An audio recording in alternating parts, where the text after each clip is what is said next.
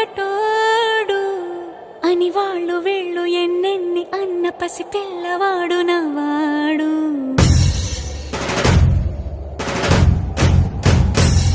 విడుముండోడు అని ఊరు వాడ అనుకున్న గాని మహారాజు నాకు నవ్వాడు.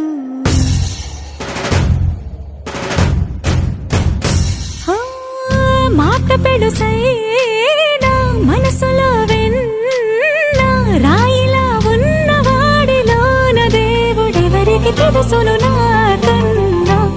సూసేకి అగ్గిరవ్వ మాదిరే ఉంటాడు.